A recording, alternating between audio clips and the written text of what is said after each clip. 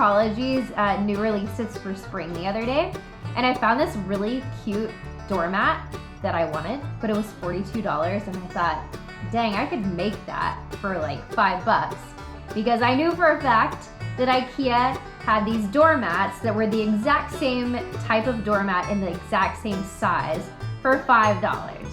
So I ran out to IKEA this morning, grabbed a couple of these mats, and decided to try my hand at making this bunny doormat that I saw on Anthropologie. It was a super easy project. It took me probably not even an hour to paint, and it's super like rudimentary shapes. So really this is easy enough that anybody can do it.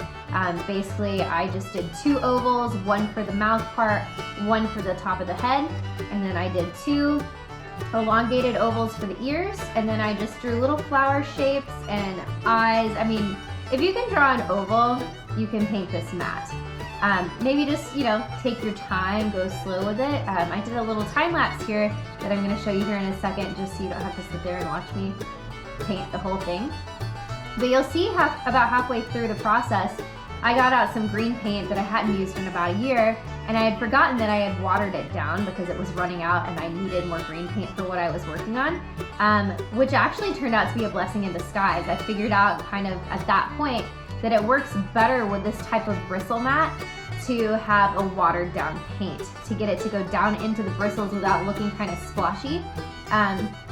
So at the end, I kind of did a second coat over everything with a little bit of a watered down version of each color of the paint, just to see if it would brighten it, and it did. This turned out so cool, and I'm super proud of it. Let's see what you think.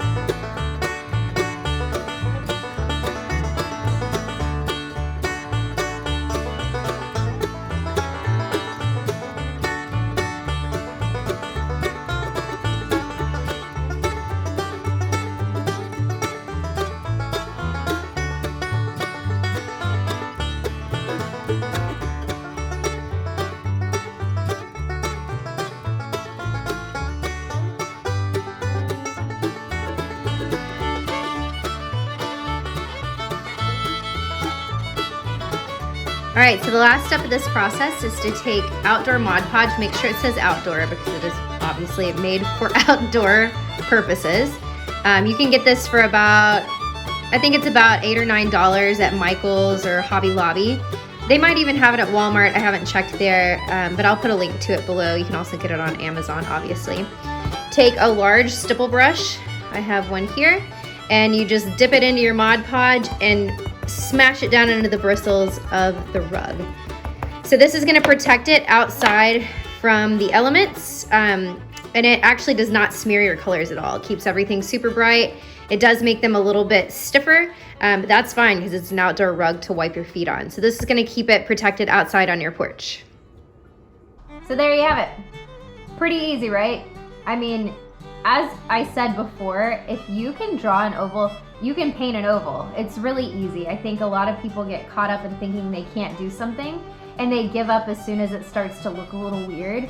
But that's kind of the fun thing about being creative. When I first started this off, I started thinking, oh, this isn't going the way I wanted it to because I couldn't get the paint to soak down into the fibers.